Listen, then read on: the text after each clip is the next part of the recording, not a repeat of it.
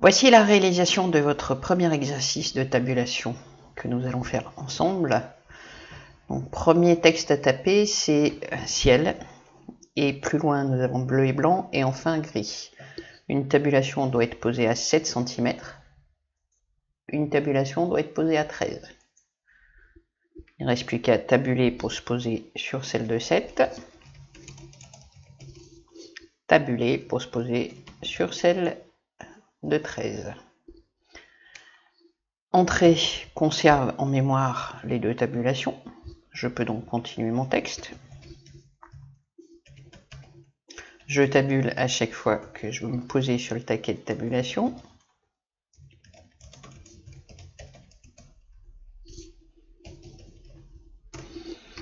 Voilà, cette partie du texte est terminée. Je dois commencer une nouvelle partie avec d'autres tabulations. J'avais commencé par utiliser la gomme pour effacer toutes mes tabulations. Et je peux continuer.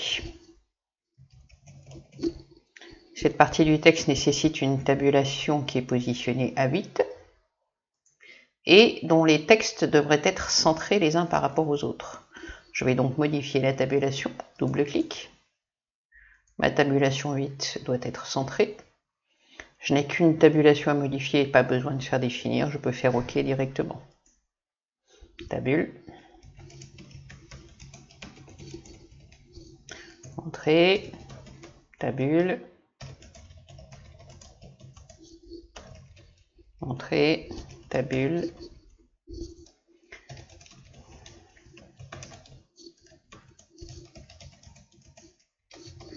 Les trois textes sont bien centrés l'un par rapport à l'autre. Tout va bien, ma tabulation centrée a bien fonctionné. Sur cette ligne-là, j'efface toutes mes tabulations puisque la suite est à nouveau sur une tabulation différente.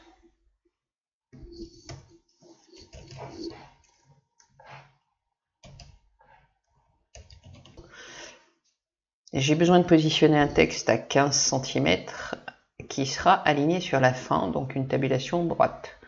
Je pose ma tabulation, je double-clique dessus et je vais la modifier 15 cm droite et OK. Je tabule et je tape mon texte.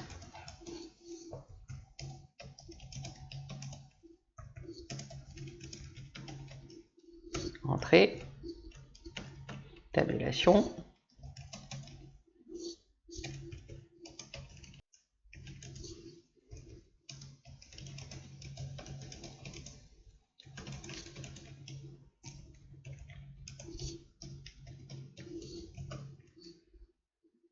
Entrée.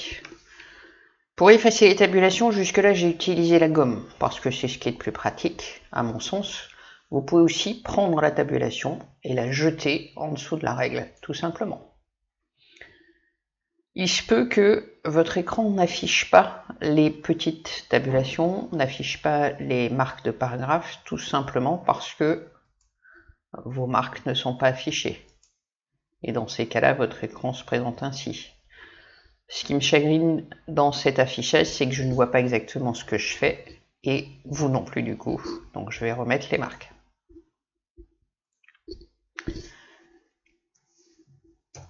Pour les paragraphes suivants, nous avons besoin d'une tabulation à 12 avec des petits points de suite.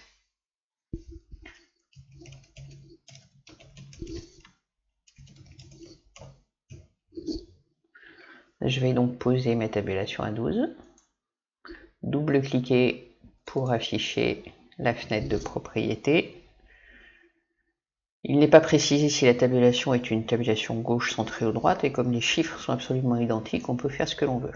Comme ce sont des nombres, je vais mettre une droite, mais si vous laissez une gauche, c'est exactement pareil.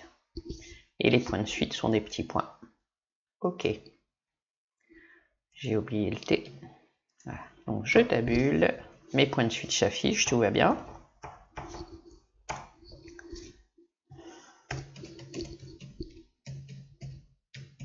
Je tabule.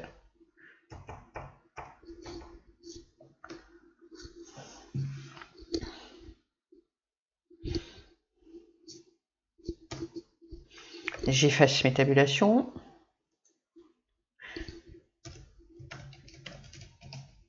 Alors, sur la dernière partie de ce texte, nous avons deux tabulations à poser, une tabulation à 8 et une tabulation à 13.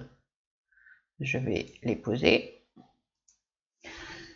Ces tabulations doivent être modifiées. Celle de 8 doit avoir un alignement à droite et des points de suite. Celle de 13 doit simplement avoir des points de suite. Je double-clique sur n'importe lequel des deux taquets. La fenêtre sera même, j'ai toutes mes tabulations qui apparaissent. Donc ma tabulation 8 doit être alignée à droite avec des points de suite qui sont un trait plein, donc le numéro 4. Je ne vais pas faire OK puisque j'ai une deuxième tabulation à modifier, définir.